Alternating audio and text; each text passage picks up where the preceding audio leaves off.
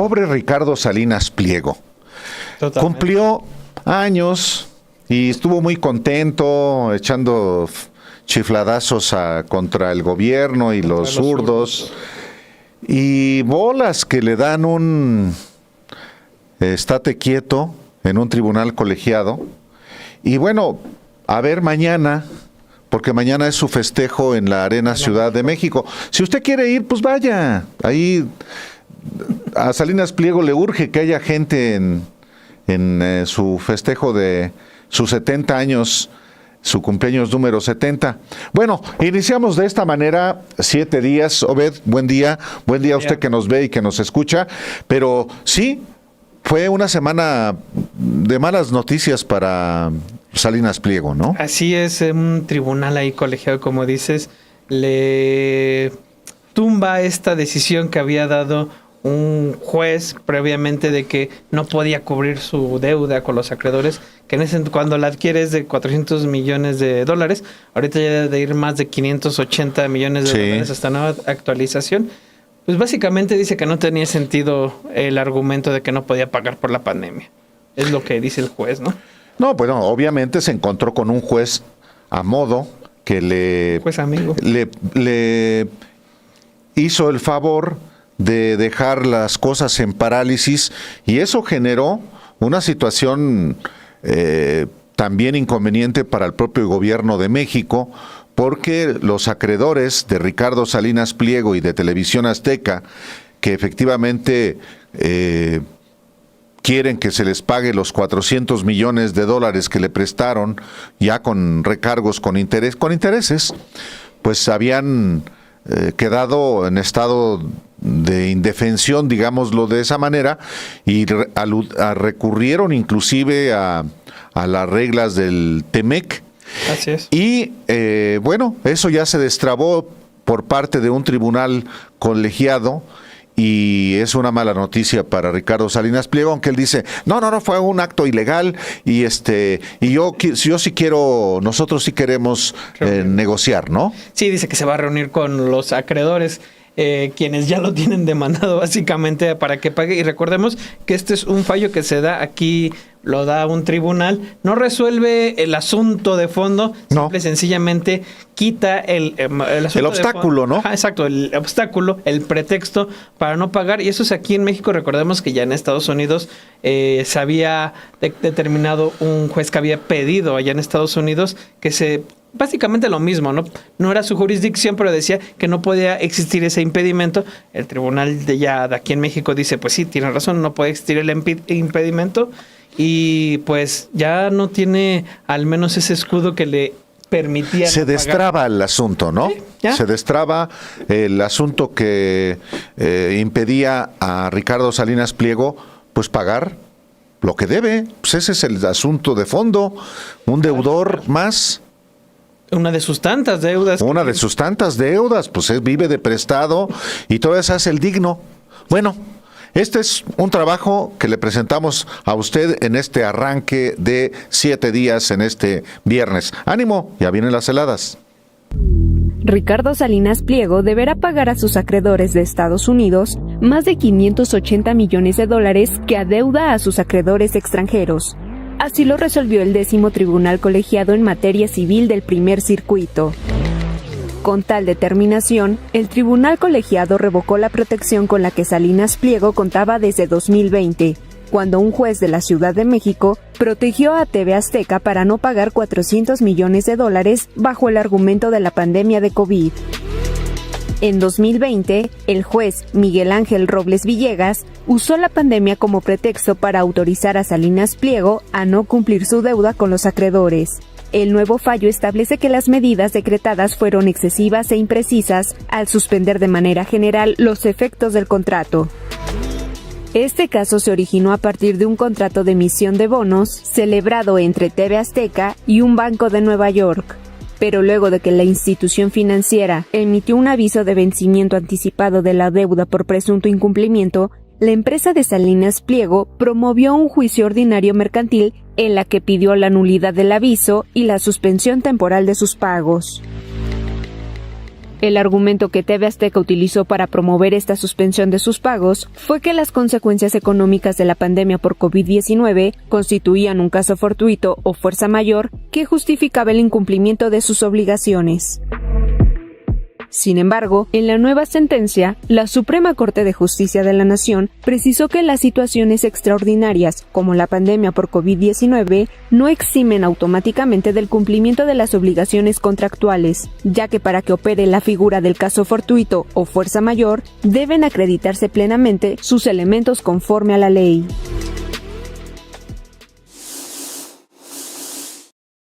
Un instrumento que se volvió indispensable en la pandemia de COVID-19 fueron los ventiladores que ayudaban a las personas cuando todavía no había vacuna, cuando era una situación distinta y cuando miles y miles de personas, decenas de miles, estaban muriendo alrededor del mundo.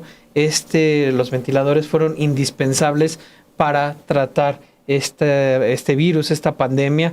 Y México, como muchos países, empezaron a adquirirlos, pues ahora sí que de manera urgente, de distintos proveedores, de distintas empresas, de distintas marcas, precisamente por lo necesario de ello. Hoy en la conferencia matutina de la presidenta Claudia Sheinbaum Pardo se explica cómo se emitieron permisos provisionales para poder estar adquiriendo estos instrumentos, y uno de los que se adquirieron a través de una donataria fueron 2,000 ventiladores de la empresa Philips.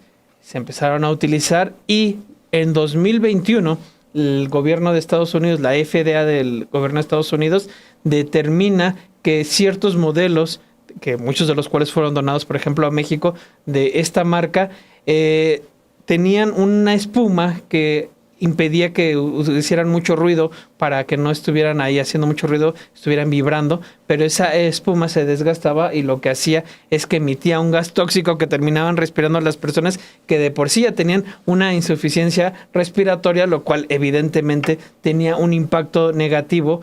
Por lo mismo se han presentado denuncias aquí en México que están en curso. Alrededor del mundo también ha habido denuncias que se han presentado en ese sentido, y ha habido incluso pagos que ha tenido que hacer Philips. Aquí en México todavía no se ha llegado a ese punto, y justamente Álvaro, fue un tema en el que nuestra compañera Romina Gándara se puso a investigar a partir de esta denuncia que se está presentando ante la Fiscalía General de la República. En la pandemia, la diferencia entre la vida y la muerte era justamente un aparato de estos, un respirador que garantizaba al paciente, a la persona contagiada de este virus maldito, pues tener justamente un auxilio para respirar y no morir. Y lo terrible es que efectivamente estos aparatos tenían esa deficiencia. ¿Y cuántas personas perdieron la vida por lo que despedían estos respiradores? No hay una cifra precisa, está todavía en investigación, pero sí es un asunto muy, muy relevante, y nuestra compañera Romina Gándara pues se abocó a investigar este asunto, que en efecto hoy por la mañana en la conferencia de prensa de la presidenta, la secretaria Anticorrupción y de Buen Gobierno, Raquel Buenrostro, expuso en qué circunstancias se donaron estos respiradores, cuántos y más circunstancias. Pero en este caso, en el caso que investigó Romina Gándara, hay personas que padecieron un impacto negativo de estos aparatos. Y vamos a verla enseguida, este trabajo. Philips México donó 2,000 ventiladores al gobierno mexicano durante la pandemia de la COVID-19 y colocó al menos 3,500 unidades adicionales en hospitales públicos y privados. La emergencia sanitaria por la que atravesaba el mundo y el país volvieron estos dispositivos indispensables para enfrentar un virus que se cobró cientos de miles de vidas. Hoy, esta empresa enfrenta una demanda colectiva en materia civil y penal ante la Fiscalía General de la República República por la deficiencia de estos equipos y su eventual impacto en la salud de los pacientes y fallecimientos que habrían causado los ventiladores E30 y otros modelos fabricados por la compañía. Esta acción colectiva se sustenta en las alertas sanitarias emitidas desde 2021 por la Administración de Alimentos y Medicamentos de Estados Unidos, que descubrió que la espuma de poliuretano PEPUR usada para reducir el ruido en los ventiladores se degradaba con el tiempo, liberando partículas tóxicas y gases cancerígenos que podían ser inhalados por los pacientes. Mientras en países como Estados Unidos, Italia, Francia y Canadá, las autoridades impusieron multimillonarias sanciones y exigieron compensaciones a los usuarios afectados, en México los aparatos continuaron siendo utilizados en hospitales públicos y privados, denunció Alejandro Rojas, abogado que representa a las víctimas en esta demanda colectiva. Tú te vas dando cuenta cómo a raíz de esta problemática que pudimos ver en los ventiladores, no solamente hay una sola problemática, pero hay múltiples formas de solución. ¿A qué me quiero referir aquí con esto para tu auditorio? Mientras que en Italia se pagan múltiples sanciones para que los italianos no sigan consumiendo ese tipo de productos hasta en tanto se retiren, digamos, los ventiladores. Es decir, hay un nivel de protección de Italia para que sus habitantes y las personas que viven ahí no tengan este tipo de afectaciones y se retiren los ventiladores, mientras que en Canadá se han promovido acciones para que se indemnicen a los usuarios de este tipo de ventiladores, mientras que en Estados Unidos o en Italia se pagan multimillonarias sumas para las personas que fueron afectadas. Pues en México, hasta hace poco, no pasaba absolutamente nada, nada. Es decir, se seguían utilizando, teníamos información que estaban en los hospitales, y esa asimetría nos parecía una falta de responsabilidad social inadmisible. Y es por eso que nosotros decidimos hacer dos cosas como abogados.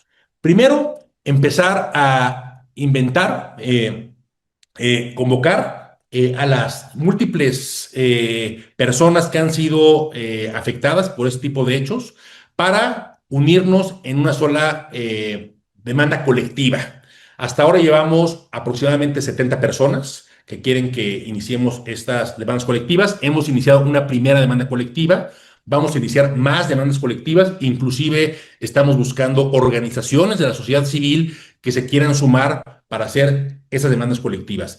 Y lo segundo era hacer un plan detallado de reparación similar a los países que te acabo de comentar, similar a Estados Unidos, similar a Italia, similar a Francia, similar a Canadá, para que precisamente podamos tener el mismo trato que ellos por cuanto hace a las afectaciones. La primera demanda presentada el pasado 6 de octubre de 2025 ante tribunales federales del Estado de México y ante la Fiscalía General de la República reúne a 43 víctimas directas e indirectas, de las cuales 27 corresponden a familiares de personas fallecidas. Sin embargo, los abogados informaron que ya suman 70 personas interesadas en integrarse a nuevas demandas colectivas y estiman que el 80% de los casos registrados corresponde a muertes atribuidas al uso de estos equipos. Entonces, estamos haciendo esta demanda colectiva, ya está presentada, justamente para buscar esta reparación del daño en favor de las personas afectadas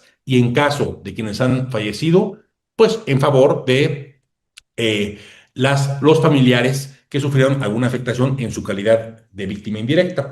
Y finalmente, decirte que es muy importante. ¿Qué estamos buscando? Tú vas a decir, bueno, ¿y qué es lo que estamos buscando? Una reparación del daño.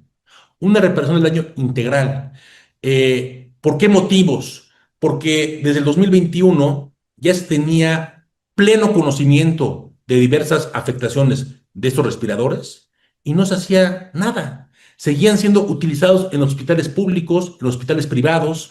Aquí tenemos personas que acudieron a múltiples hospitales del sector público, militares, privados, a lo largo y ancho del país, y no tenían ni siquiera la información al momento de haber sido atendidos de que estos respiradores tenían defectos. Y eso es algo que nosotros consideramos que debe de ser reparado. Claro. Por eso inclusive se interpuso una denuncia también, una denuncia penal en contra de Philips y de quien resulte responsable por las afectaciones a la salud que hayan generado sus ventiladores, precisamente por esta falta pues, de previsión y de información respecto a las fallas que ya estaban documentadas por la FDA. ¿Y esa denuncia penal cuándo y dónde se presentó? Se interpuso igualmente el día 6 de octubre en la Fiscalía General de la República. La empresa Philips emitió un comunicado en septiembre pasado en el que culpó de la completa falta de retiro a decisiones ajenas a ellos, pues en su comunicado indicaron lo siguiente: desde 2021, Philips ha trabajado de cerca con Cofepris, hospitales y distribuidores para garantizar que estas unidades E30 sean retiradas de manera segura. Sin embargo, no controlamos las decisiones de inventario hospitalario, por lo que hemos instado de manera constante a los proveedores de salud a seguir las guías sobre suspender su uso y desechar las máquinas. Por su parte, el abogado Ilan Katz, representante de Philips México, también se ha contradicho sobre el retiro de los ventiladores. En una entrevista con Aristegui Noticias, primero aseguró que todos los ventiladores dañados habían sido retirados, pero luego reconoció que no sabían en qué hospitales estaban instalados los equipos y que la distribuidora no quería informarles su ubicación.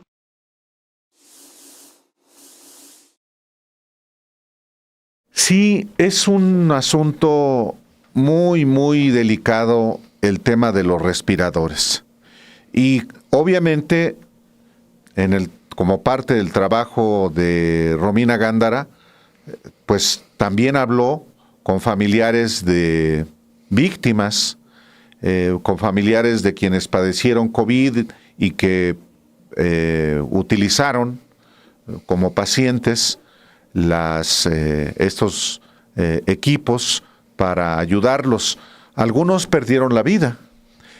¿Cuántos, como consecuencia de estos aparatos? Insisto, no se sabe aún. De hecho, está en curso una investigación que ojalá que arroje resultados que den certidumbre y que no queden en la impunidad. Esto es evidente. Pero Romina Gándara también platicó con familiares de las víctimas y le presentamos esta entrega. Cuando Miriam Vivanco tuvo que internar a su padre, Gabriel Vivanco López, le repetían por teléfono que todo iba bien, que su salud era estable, que los médicos lo tenían controlado e incluso que quizá ni siquiera tendría que estar hospitalizado. 10 días después le informaron que debía ser intubado, pero que en ese hospital no había personal que se hiciera responsable del procedimiento. Miriam tuvo que moverlo por sus propios medios al Hospital de Especialidades en San José, donde lo intubaron. 12 días después, la joven recibió una llamada cerca de la medianoche. Su padre había muerto. El padre de Miriam fue uno de los miles de pacientes intubados en 2021 durante la segunda ola de COVID-19, cuando los hospitales del país estaban saturados y los ventiladores mecánicos se habían vuelto el recurso más preciado. Para ese entonces ya existían las alertas sanitarias emitidas desde 2021 por la Administración de Alimentos y Medicamentos de Estados Unidos sobre las deficiencias y riesgos de esos aparatos. En México había al menos unos 5.500 en todo el país, 2.000 donados por la empresa al gobierno y 3.500 colocados a través de su entonces distribuidora Healthcare Systems México. Miriam se enteró años después y por un reportaje que algunos de los ventiladores utilizados en hospitales mexicanos presentaban defectos de fabricación. Una espuma usada para reducir el ruido se degradaba y liberaba partículas tóxicas y gases cancerígenos. Esa información, junto con el hecho de que en otros países la empresa ya había sido sancionada, la llevó a contactar a los abogados que hoy encabezan una demanda colectiva contra la multinacional neerlandesa. La historia de Miriam no es aislada. Jesús Ramírez Solvera también perdió a su esposa, María Teresa Enríquez Salazar, en los primeros días de 2021, cuando la saturación hospitalaria hacía casi imposible conseguir atención médica. Después de varios días de buscar buscar un lugar, consiguió ingresarla al Hospital Ángeles en la colonia Roma el 12 de enero. El hombre recuerda que su esposa ya iba muy mal. Falleció al día siguiente de su ingreso al hospital. Abogados mexicanos, encabezados por el abogado Eduardo Fuentes Celestrín, preparan una serie de demandas colectivas contra la empresa. La primera fue presentada el pasado 6 de octubre de 2025 y reúne a 43 víctimas directas e indirectas. Entre ellas se encuentran Miriam y Jesús. Tanto Miriam como Jesús no pueden comprobar si el ventilador que usaron con su padre y esposa, respectivamente, son los modelos defectuosos. Ambos se unieron a la demanda colectiva porque consideran que la empresa debe asumir su responsabilidad. No lo sabemos. Eso no lo podemos presumir. Lo que sí sabemos, porque eso nos lo dice la estadística, que a todas las que un alto porcentaje de las personas que intubaban se morían. O sea, era como ponerte una cruz, ¿no? Van a intubar a tu pariente, se va a morir. Y no duraba más de 24 horas.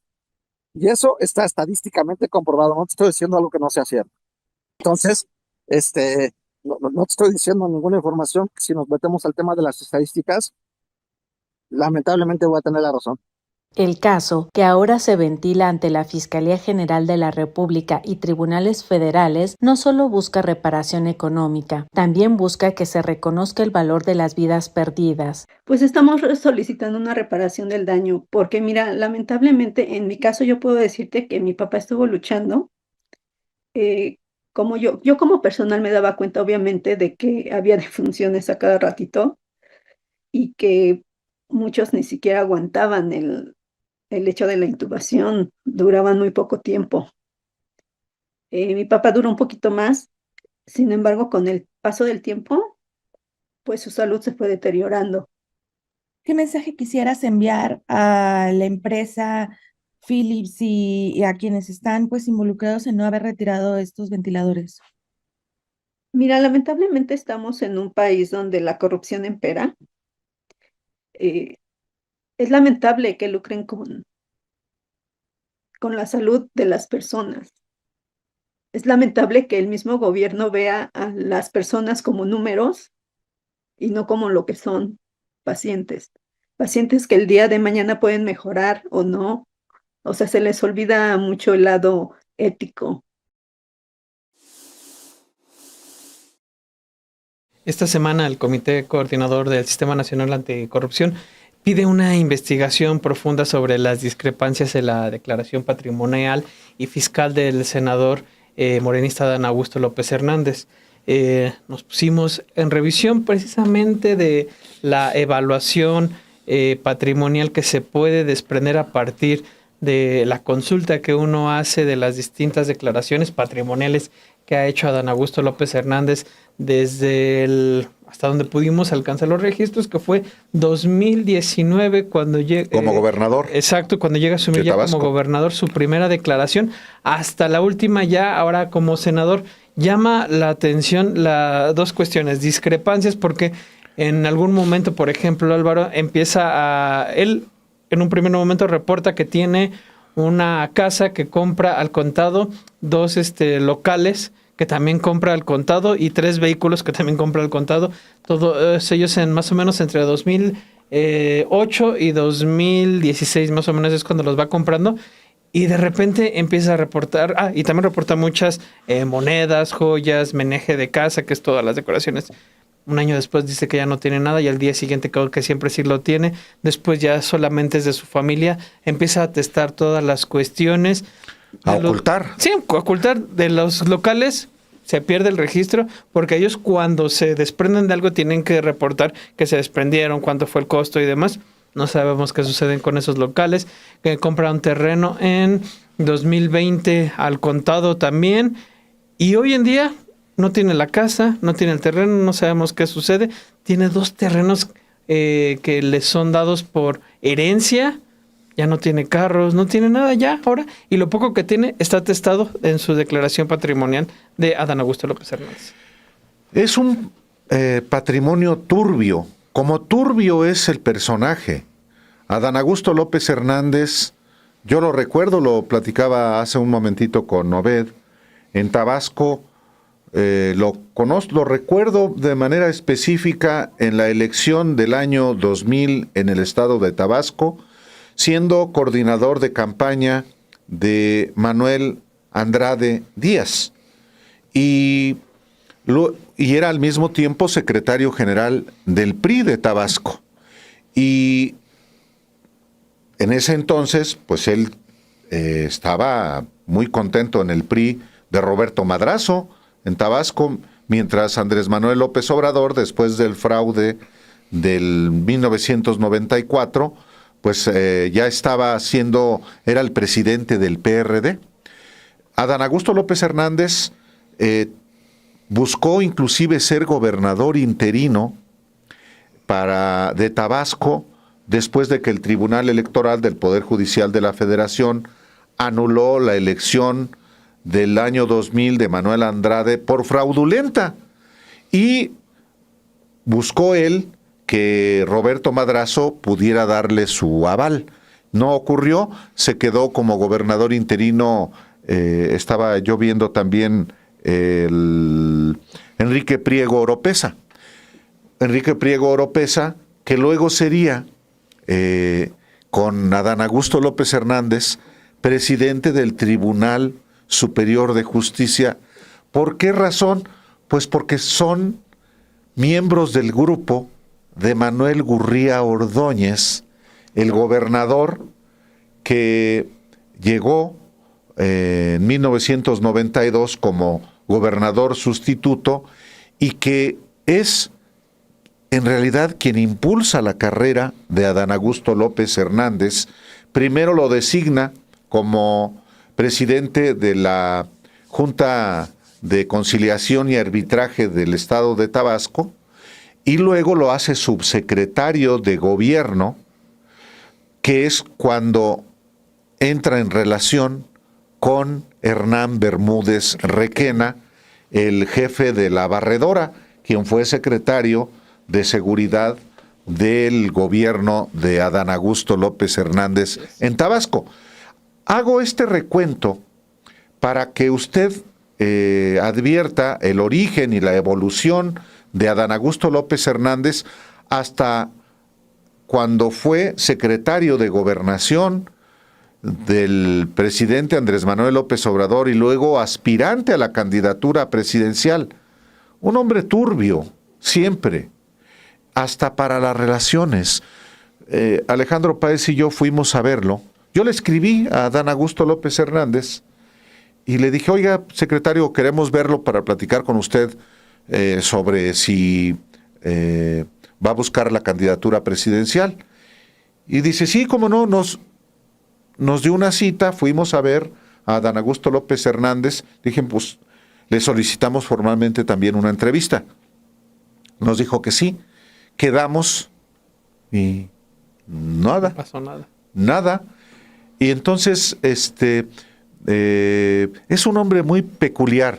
Ahora, ya en sus declaraciones patrimoniales, que tiene una obligación legal de presentar, no es opcional, hay efectivamente un conjunto de irregularidades que Obed encontró, que revisó y que publica justamente en Sin embargo MX y también en este reportaje en el video. Lo invito a verlo.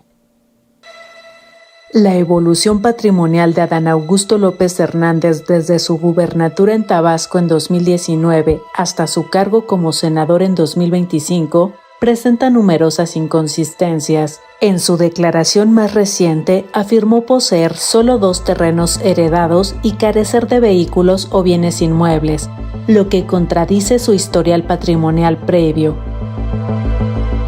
Al asumir la gubernatura en 2019, declaró una casa de 564 metros cuadrados comprada al contado en 2008 por 8.3 millones de pesos y 2 locales comerciales adquiridos por 650,000 y 1,006,000 pesos. Estos inmuebles desaparecieron de sus declaraciones posteriores sin explicar su enajenación.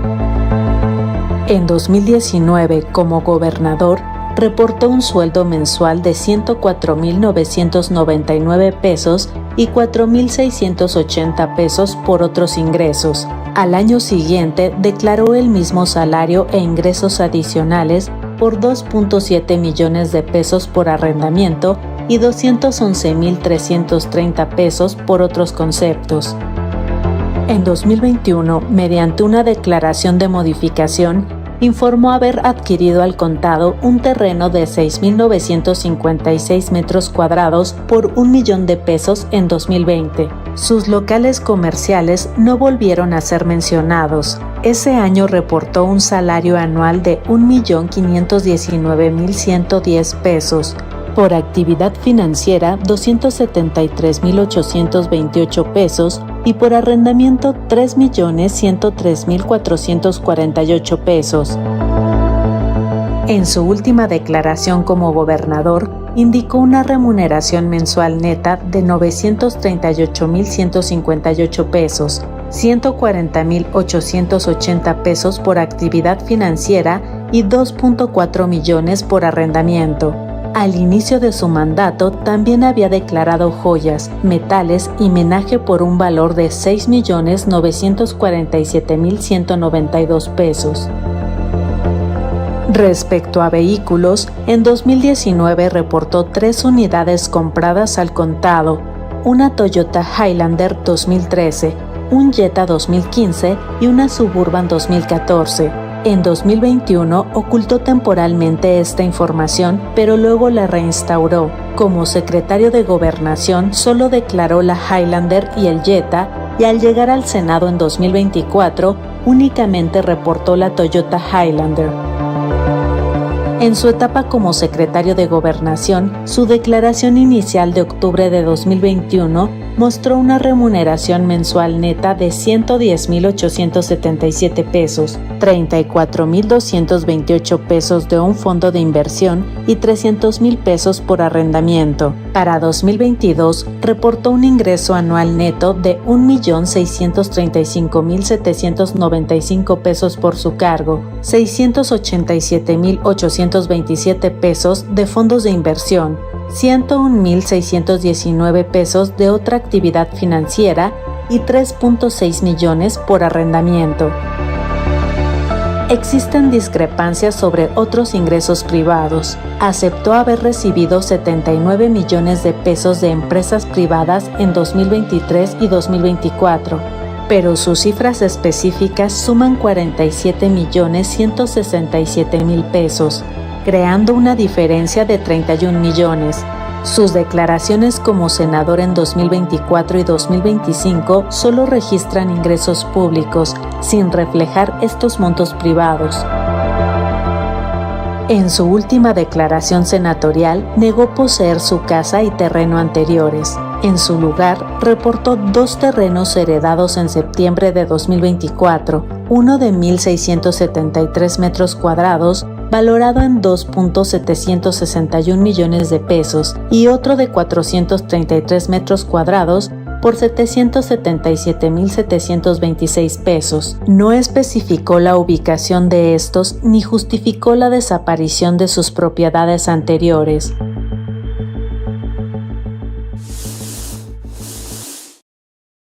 Aquí, sin embargo, hemos venido reportando cómo a lo largo del sexenio de López Obrador fue cada vez menos lo que empezó a recibir Televisión Azteca, Canal 40 de Ricardo Salinas Pliego por medio de publicidad oficial. Ya cerraron los datos oficiales hasta que comprenden todo el gobierno de Andrés Manuel López Obrador, y a partir de eso nuestro compañero Arturo Daen, de la unidad de datos que encabeza nuestra compañera Daniela Barragán, se puso a analizar las cifras, y ahí lo que encuentra es que, por ejemplo, en el último año obtuvieron 17.4 millones de pesos, lo cual representa 85% menos de lo que habían recibido en 2023. Empezó a recibir cada vez más recursos por medio de publicidad oficial. Eso sí, Álvaro, quien sigue recibiendo una buena tajada más es Televisa. Televisa sigue recibiendo recursos cada vez más, y TV Azteca, que también puede entenderse ahí un poco de este malestar que existe de Ricardo Salinas Pliego en recibir cada vez menos recursos a partir de las partidas de publicidad oficial. El tema de la publicidad oficial en México es siempre muy polémico. ¿Por qué? Pues porque queda a capricho de quien gobierna. Es verdad que el gobierno de Andrés Manuel López Obrador redujo de manera drástica el presupuesto destinado a los medios de comunicación. Felipe Calderón y Enrique Peña Nieto gastaron millones, miles de millones de pesos. Felipe Calderón alrededor de 60,000 millones de pesos y Enrique Peña Nieto más de 60,000 millones de pesos también. Es prácticamente lo que hasta el año pasado debía Ricardo Salinas Pliego de impuestos que arrastra desde hace más de 15 años. Es un dineral. ¿Y a quién se le dan esos recursos o a quién se le daban esos recursos en el gobierno de Calderón y de Enrique Peña Nieto? Pues a los medios, sobre todo a los que les aplaudían, a los críticos, ¿no? Por ejemplo, a la revista Proceso, donde yo trabajaba antes, hubo un boicot publicitario con Felipe Calderón, desde Vicente Fox, a mediados del gobierno de Vicente Fox, y luego todo el gobierno de Felipe Calderón, y luego también parte del gobierno de Enrique Peña Nieto. Pero con Andrés Manuel López Obrador se redujo drásticamente. No fue solamente la mitad, fue más de la mitad de lo que Enrique Peña Nieto había presupuestado para los medios de comunicación. Aún así, los grandes ganones de la publicidad oficial con Andrés Manuel López Obrador fueron, número 1, Televisa, número 2, TV Azteca, número 3, La Jornada, número 4, un grupillo de periódicos chafas de Tabasco y de Yucatán, el Grupo Cantón, que es una runfla de mafiosos, pero que ahora están en Morena. Bueno, y otro, el Por Esto de Yucatán. Bueno, digo todo lo anterior porque particularmente Televisión Azteca, hoy, con el gobierno de la presidenta Claudia Sheinbaum, ya no recibe recursos del gobierno. ¿Cuál es el argumento de la presidenta? Pues cómo va a estar recibiendo recursos públicos cuando no quiere pagar los impuestos que adeuda. Ese es un criterio. Parte también de la discrecionalidad con la que se asignan los recursos, que ese sigue siendo un problema en nuestro país. Lo fue con los priistas, con los panistas, y ahora lo sigue siendo, y hay que decirlo de esta manera, con Morena. Y en el caso particular de Ricardo Salinas Pliego y de los medios de comunicación de los que él es propietario, TV Azteca y lo que se llama ADN 40, pues sí recibieron con Andrés Manuel López Obrador, no lo que estaban acostumbrados. Televisa sigue siendo la empresa que más recibe del gobierno de la presidenta Claudia Sheinbaum, como del gobierno del entonces presidente Andrés Manuel López Obrador. Y antes, con Peña se pudrió en dinero, con Calderón, con Fox, con Cedillo, con Salinas. Bueno, pero volviendo específicamente al caso de este reportaje de Arturo Daen, pues usted va a advertir que sí, que si en el último año del gobierno de López Obrador se redujo de una manera importante el presupuesto publicitario, con la presidenta Claudia Sheinbaum llegó a un redondo cero. Veamos. Vamos a hablar de publicidad oficial. ¿Qué medio ganó más recursos por la publicidad en 2024? Un spoiler, no fue Televisión Azteca.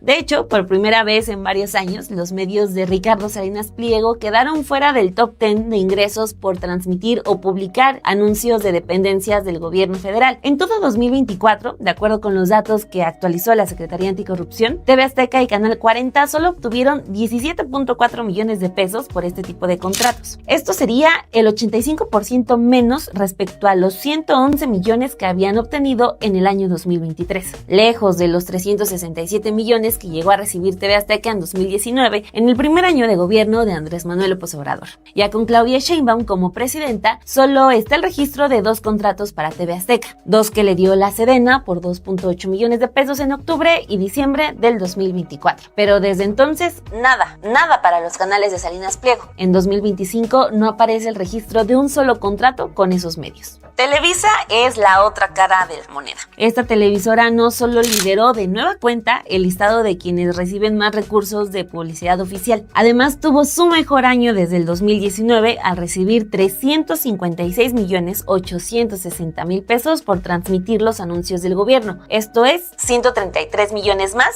que en el año 2023. El que Televisa sigue liderando los conteos de publicidad oficial durante los gobiernos de Morena ha sido cuestionado incluso por integrantes de la llamada Cuarta Transformación, recordando que en el pasado esa empresa se plegó a los gobiernos del PRI, participó en campañas contra la izquierda y tuvo un monopolio de la información durante años. En segundo lugar de la lista de publicidad oficial está La Jornada, recibió 239 millones de pesos. En tercer lugar está Medios Masivos Mexicanos con 228 millones de pesos. En cuarto lugar está Grupo Multimedios, que incluye a Milenio Diario, Milenio TV y Medio Tiempo. Ese conglomerado recibió 172 millones de pesos. En quinto lugar se ubicó Imagen con 129 millones de pesos. Y en sexto, un medio público que es el Instituto Mexicano de la Radio y la estación La B Grande de México, que obtuvieron 125 millones de pesos. Al menos una veintena de medios superó a TV Azteca en ingresos por contratos de publicidad oficial federal. Canal 22, Canal 11 del Instituto Politécnico Nacional y medios como la revista Contralínea y SDP Noticias registraron cifras más altas. En general, el gobierno federal aumentó el gasto de publicidad oficial en 2024, un 39% en términos reales respecto al año previo. En 2023, el gasto fue de 2.459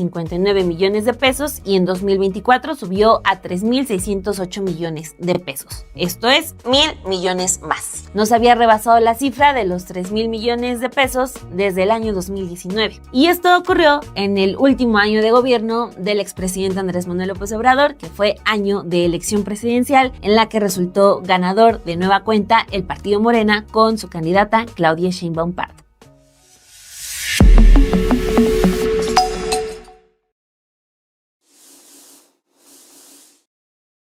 El gasto de medicamentos en el sector salud ha sido uno de los desafíos que han tenido que atender. Ciertamente estaba alrededor del 5% en promedio este desabasto que se ha ido atendiendo poco a poco. A muchos de quienes nos atendemos precisamente en el sector salud es común que en algún momento hayamos acudido a que nos surtan una receta y nos digan que no hay el medicamento, estar teniendo que ir constantemente hasta pues una de dos, o que nos alcance la siguiente receta, que quienes tenemos tal vez la posibilidad de conseguirlo por fuera o demás. Pero ¿por qué se da esta situación del desabasto? Nuestra compañera Dulce Olvera se metió y empezó a ver que hay una serie de factores. Por ejemplo, falta de supervisión de los distribuidores. No hay tampoco sanciones severas por su incumplimiento. A eso también se da cuestión de prisas en la licitación. No hay los medicamentos, tienen que licitar rápidamente. Se conjuga con estos otros elementos que es falta de supervisión, falta de sanciones. También el atraso en los suministros de insumos, las complicaciones en la distribución, particularmente señalan que las empresas que provienen de fuera, las empresas extranjeras, tienen problemas particularmente en la distribución, o al menos eso es lo que señalan los nacionales. Se vuelve todo, Álvaro, un entramado bastante complejo que al final lo que termina impactando es pues a las personas que acuden a este tipo de servicios a que les surtan sus recetas médicas y que se terminan encontrando que pues no hay los medicamentos por alguno de estos diferentes factores en los cuales ahondó nuestra compañera Dulce Olvera. Es que, Obed, hay mafias. Mafiotas.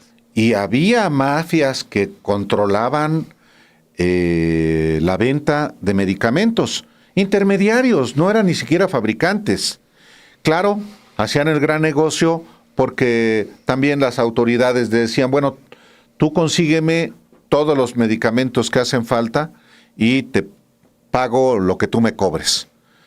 Se hicieron grandes fortunas con este tipo de esquema que era un esquema corrupto. Desmontarlo, sí, tuvo consecuencias, las sigue teniendo hasta el día de hoy. El quitar a los intermediarios y ir directamente con quienes fabrican o distribuyen el medicamento, los medicamentos. Entonces, pues sí, a las consecuencias ha sido desabasto de medicamentos.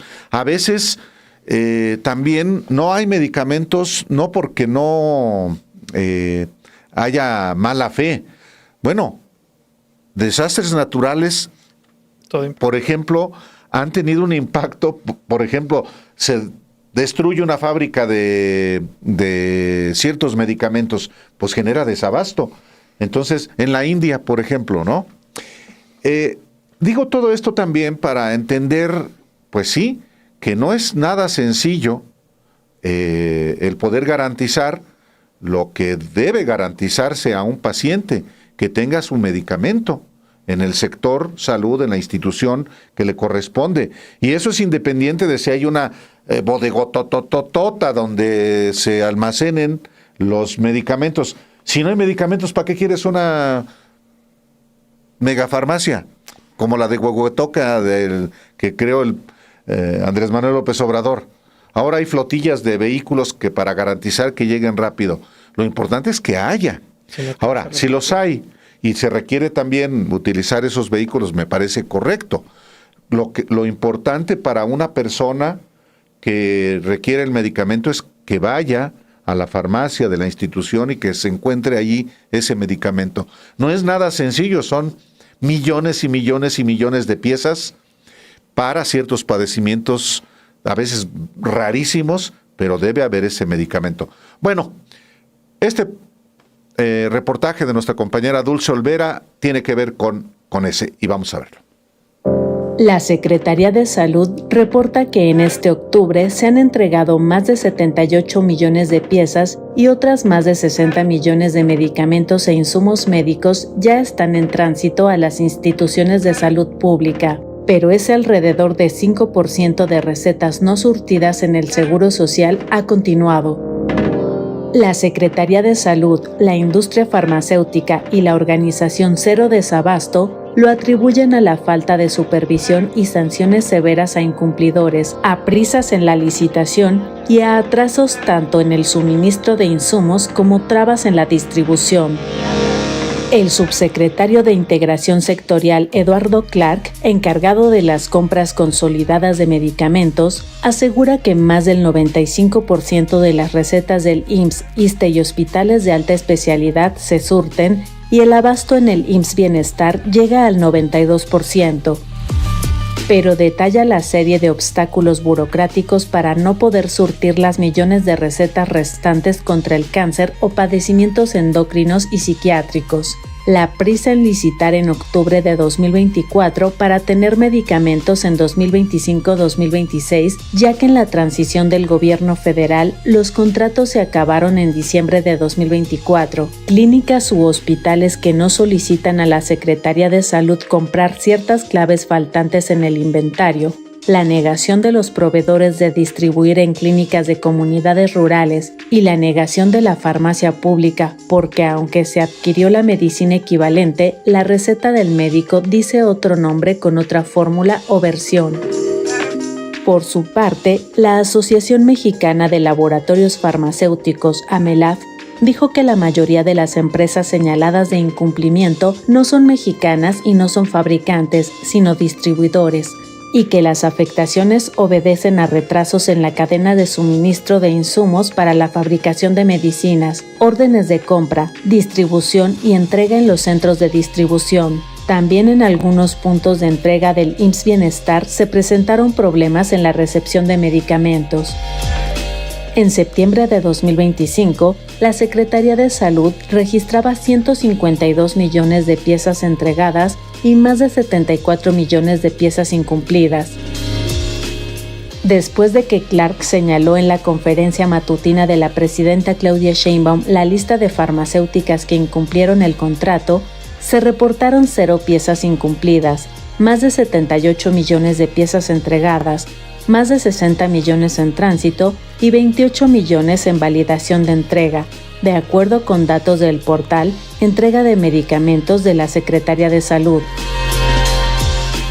Al corte del 17 de octubre, este portal muestra que de 4.143.945.421 piezas asignadas por el IMSS, ISSSTE, institutos y hospitales de alta especialidad, los proveedores le entregaron el 74%, y de las 3.992 claves de medicinas asignadas por estos institutos de salud pública, las empresas contratadas entregaron 96%. La directora de Cero Desabasto, Evelyn Guzmán, observó en entrevista con este medio que la revisión de los contratos implica también revisar la capacidad de las farmacéuticas para llevar a cabo la manufactura de los medicamentos. Ahí tiene que ver mucho con la capacidad, ¿no? de las farmacéuticas de la manufactura, ¿no? Entonces creo que ahí habría que revisar primeramente antes como te decía, esta revisión de los contratos implicaría también esa parte, ¿no? De revisar la capacidad que tienen para llevar a cabo la manufactura de medicamentos, si es que cuentan con ello.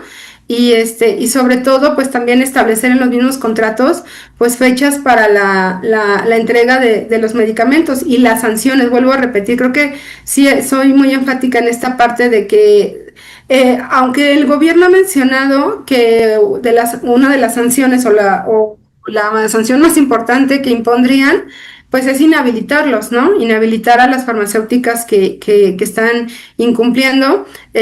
Sí es importante, pero creo que desde un principio, desde el establecimiento de los contratos debería como quedar muy claro cuáles serían estas sanciones si llegan a incumplir, ¿no? Porque si no el mensaje que tú le estás dando como gobierno a las demás farmacéuticas que quieran en su momento licitar, pues es que no hay una sanción, no hay un castigo, ¿no? O sea, no hay consecuencias si tú incumples. Entonces, creo que desde ahí tendría que el gobierno mexicano ser muy enfático en eso. A la par de los incumplimientos, del total de reportes ciudadanos realizados este 2025 en la plataforma de Cero Desabasto, el 36% corresponde a medicinas oncológicas, el 21.39% a tratamiento de padecimientos endocrinos y metabolismo, el 19.85% son de medicinas neurológicas, el 11.80% de medicinas psiquiátricas y el 10.82% de medicinas contra infecciones. Para disminuir la dependencia a los fabricantes y distribuidores privados de medicamentos, uno de los puntos del Plan México 2024-2030 es aumentar la capacidad de infraestructura y manufactura para la producción nacional de insumos médicos y medicinas, en lo cual participa la Asociación Mexicana de Laboratorios Farmacéuticos.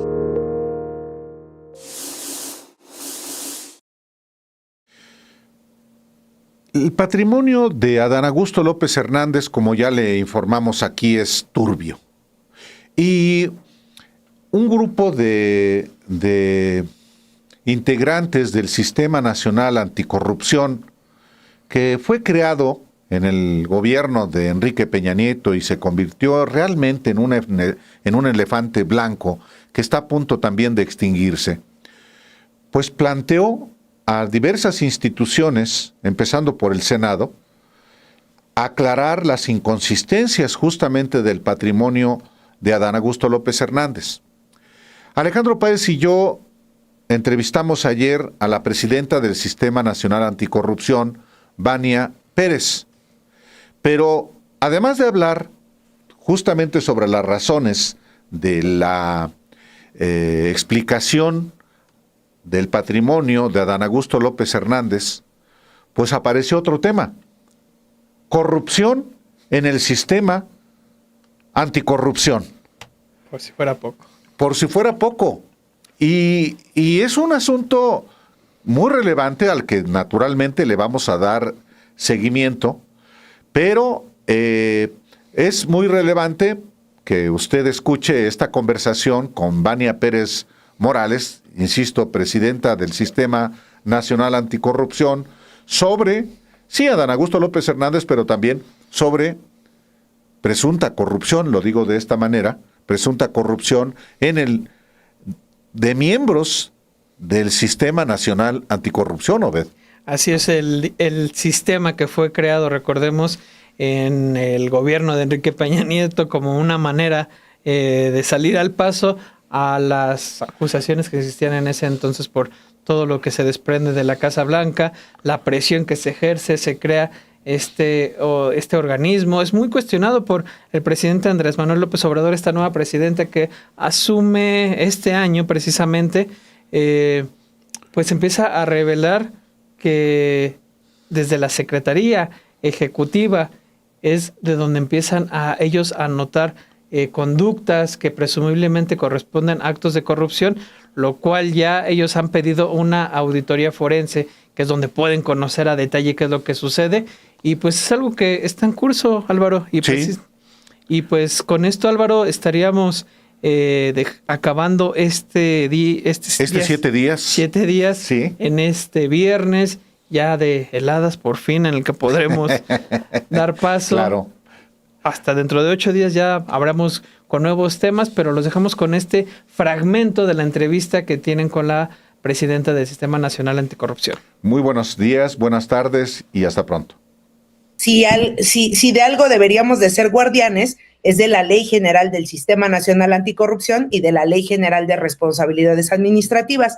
Y esta dice que si tienes discrepancia en lo que tú reportas al SAT y en lo que tú reportas en tu declaración patrimonial, puede ser sujeto a faltas administrativas graves e incluso a posibles hechos de corrupción. Y además, ¿por qué se hacen declaraciones patrimoniales en México?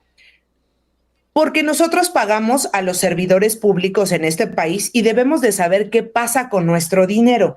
Entonces, el senador, si se tratara de un particular que va haciendo dinero o disminuyendo su dinero, pues tendría poco que importarnos. Pero si esa persona, ese servidor público, debería de dedicar su vida 24/7 al servicio público, como lo mandata la Constitución, el 108 constitucional, pues él debería de estar dedicado a esto. Y entonces me pregunto yo, en un país además con una tremenda desigualdad y todavía con muchísima pobreza, ¿cómo le hace este senador para, aunque estaba en su oficina en el Senado de la República ahora, antes como secretario de Gobernación, antes como gobernador, pues cómo le hacía para atender sus negocios? Que nos diga para ver si podemos tener hologramas o cómo se hace esto. Y entonces ahí se debería de investigar, Álvaro y Alejandro. Bueno, hay que decir que el documento que ustedes emiten no fue publicado por todo mundo. Algunos medios lo levantaron, otros medios no lo publicaron. Y el documento es fuerte. Habla sobre las discrepancias en las declaraciones patrimoniales de un personaje muy poderoso que fue precandidato a la presidencia de la República, secretario de Gobernación, etcétera. Es decir, es un personaje demasiado visible. ¿Ustedes lo han buscado a él para que él dé alguna explicación con respecto a lo que ustedes plantean sobre su patrimonio? Y si ha sido así, ¿qué es lo que les ha dicho? No, sobre el patrimonio no lo hemos buscado porque esta información que está aquí es pública.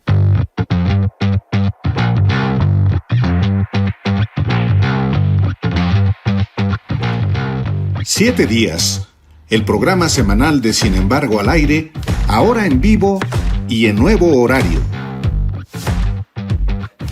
Ahora nos encontraremos con usted todos los viernes a las 11 de la mañana, después de Café y Noticias.